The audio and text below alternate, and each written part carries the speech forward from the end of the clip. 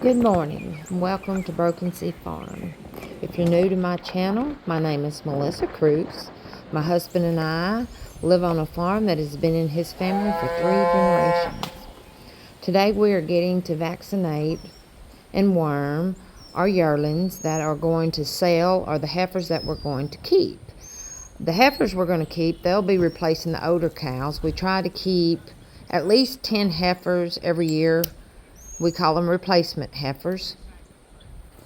We got the cows in the lot, and we're working separating the final ones. I refuse to work the gate and get labeled as the one who let them out. It's happened before and I don't like it. So I just assume do the lead work.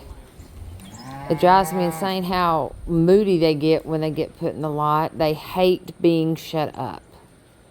If you push too hard, they don't want to do what you want. And if you don't push hard enough, well, that doesn't work either. So if you notice how muddy our lot is, it's ridiculous. Really much all the farm lots around here are boggy from all the rain we've been getting. And it makes it hard working cows. And it's hard on us and it's hard on the cows. Hopefully, according to the forecast, it will stay correct and we should be getting clear skies and warmer weather, no rain for the next 10 days. But with Louisiana weather, it can change at the drop of a hat. That will help the lots out tremendously, especially if the wind would blow. And hopefully it will blow because they've cut every tree around in this area, so the wind blows all the time like it does in Oklahoma. We've got one last yearling to get out. I'm starting to get a wee bit tired, but got to get it done. The sooner we get it done, the quicker it's over with.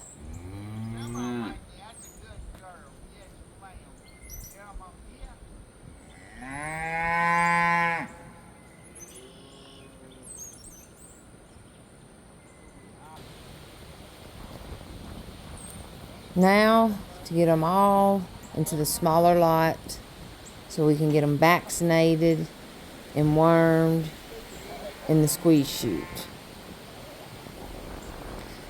After a little bit, they go in there pretty easy. They're pretty, most of those are docile.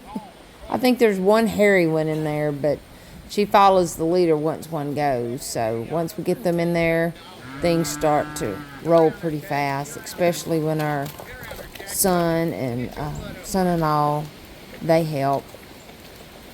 They don't get to come at the same time.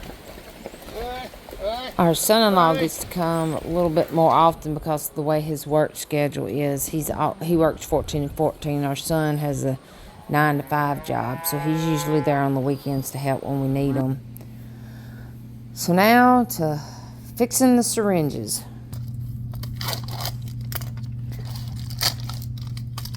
Just getting everything ready.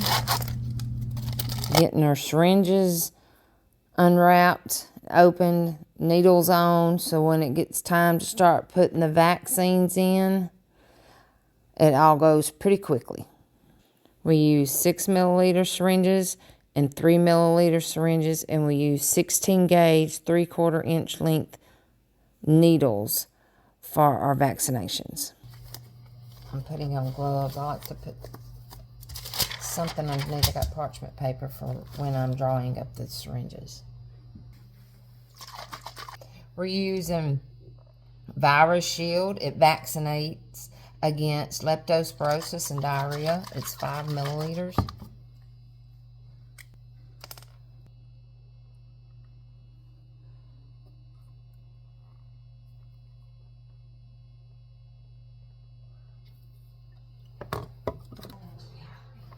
Now I'm fixing to fix up syringes with Calvary 9. This is to vaccinate against blackleg.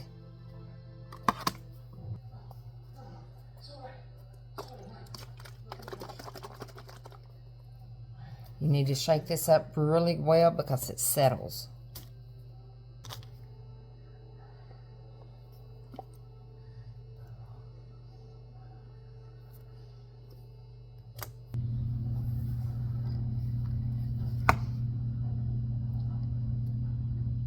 Do you know what this is? Yes. We're fixing to take his kahunas. Filming did not work this time. I'm washing out water troughs. Eldridge shutting gates. We have unhappy babies. We have our unhappy mama. Everything's done. On to the next chore. Our yearlings are loaded up and they're headed to Texas, to Panola County. They're all grain fed.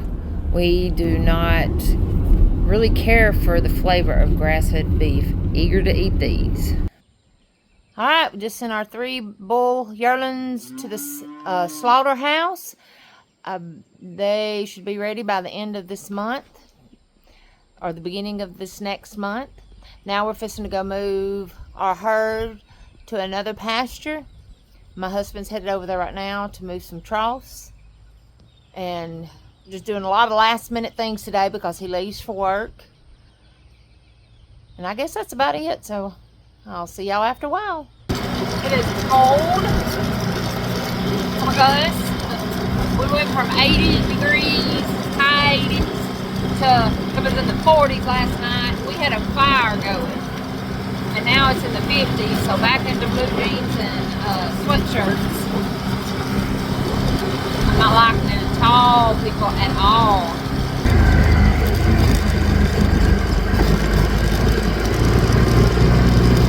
You can tell if something's different. Come on. We had to, of course, he's in the lot, he's gonna ride rubber. Got out, went just nuzzled through, broke from fence. Nuzzled through, was on the back side of the place. I had to go through all them woods and walk them down.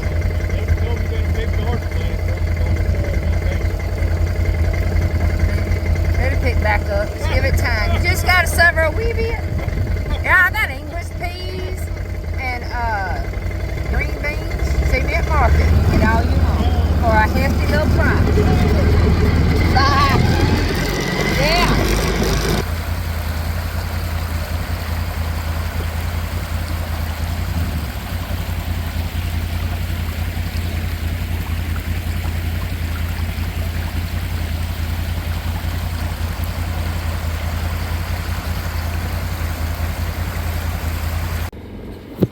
Now we're fixing to ride and check fence to make sure there's nothing down before we release them. And you can see here we found something, and so after we get through checking everything, he'll go back to the house and get the stuff to fix the fence, and then we'll release them. We saw the bull by itself.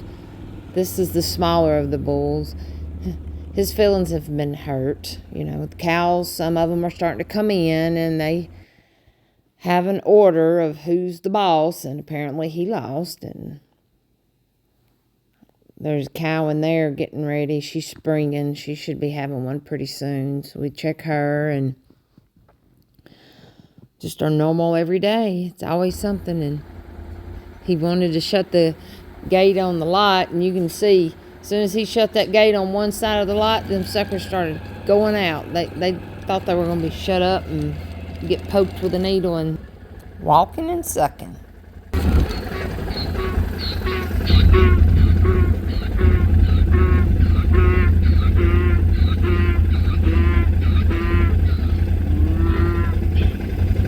Last chore, LG's moving the troughs behind the house for the yearlings to eat out of while we wean them off their mamas before we send them to the sale. This afternoon, I'm going to be making just easy one-pot spaghetti for supper. We've been messing with the cows a lot today. We sent 3 to the butcher this morning.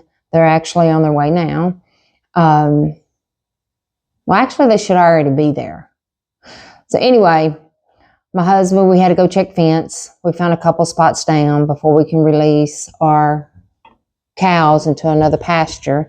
So he's over there doing that, and I'm going to get supper going. So here's to one-pot spaghetti. I'm going to turn the fire on my cast iron. Get it hot. I have 1 pound of ground venison. We process our deer meat ourselves. We like the lean meat. Some people add beef fat to theirs. I do not like adding beef fat. I like it just plain and simple. And the way I season my meat, for every pound of meat, I use a teaspoon of salt. You will not see me cooking with a lot of seasoning simply because I have to be very careful having Crohn's disease. So I'm fixing to get that going.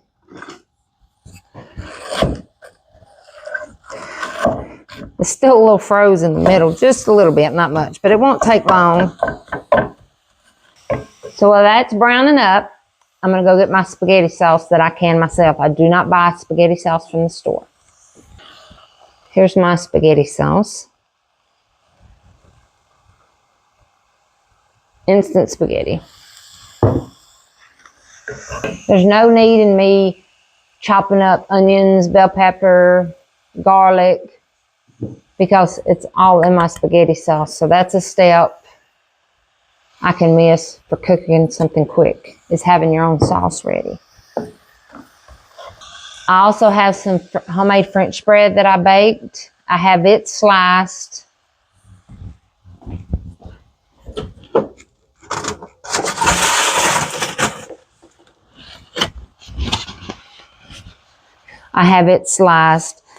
I made 4 loaves of French bread for our Easter yesterday, and we have 1 loaf left. So I sliced some off, and I'm going to make a garlic toast, but I'm going to rub garlic on it, and I'll show you the process. So this is just leftover French bread that I made. So I'm going to get that in the oven, but I'm not going to turn it on to broil till we're ready to eat. So I'm out of spaghetti noodles. Normally, I have some made and frozen in the freezer, but I don't.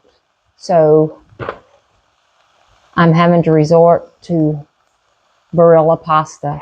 And we're going to be using penne. This is a whole grain. It aggravates the mess out of me when I don't have something in my pantry that I thought I had. But anyway, so you use what you got. Penne pasta.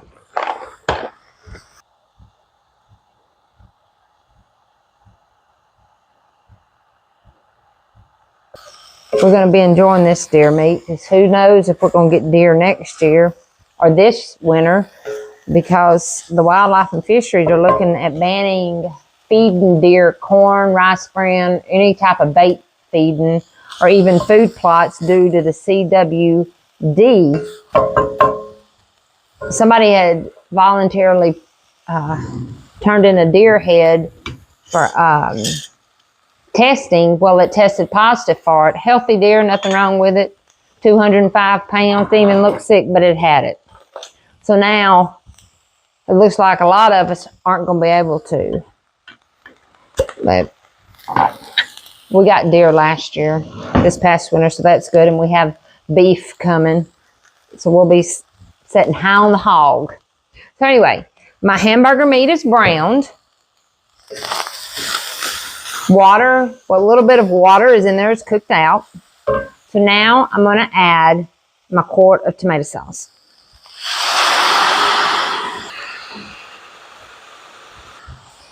I'm going to stir that up. And I'm going to go get me some water out of my Berkey to rinse my jar out. I'm going to put my lid on. I have a cup of water in here. Shake it up and it just rinses the sides off. I'm going to add it to my sauce. I'm going to let that come to a boil, and then I'm going to add my pasta. This is little. I'm not a big fan of whole wheat bought spaghetti or pasta of any kind. It's just not my thing. But I'll eat it. I just don't like it. I want it to come to a full rolling boil. That means a boil that when stirred, it keeps boiling. See the bubbles? I stir it, it stops. So it takes a little bit to come back on in. That is not a full rolling boil. Another reason I added a little water is because you're going to need some little extra juice in there to cook your spaghetti. See, I'm stirring it. It's still boiling around the edges, so it's good. So I'm going to add my 2 cups of penne pasta. I'm going to give that a stir.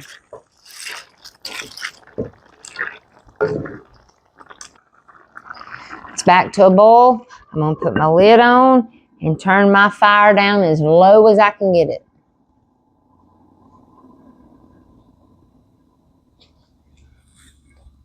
In about 3 minutes, I'll come in here and stir it because I don't want it sticking from the starch of the pasta. So now it's been about 3 minutes. I'm going to stir.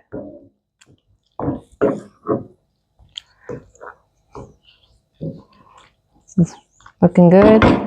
So I'm just going to turn my lid, or I'm going to put my lid on, turn the fire off, and just let it set, and it'll finish cooking while I get some chores done. We just come in, got our baths. Now to get supper heated up. We got our spaghetti made, our penne pasta. We got some English peas heating up that we planted, and I have my French bread in the oven toasting. And when that gets out, I'm going to rub these garlic cloves on them. So I just took my French bread out of the oven. I'm going to take my peeled garlic slice, one piece of bread, and you're just going to rub it back and forth.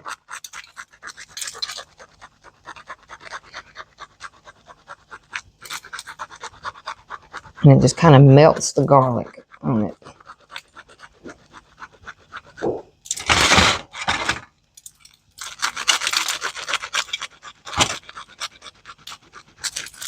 And that's all you're left with.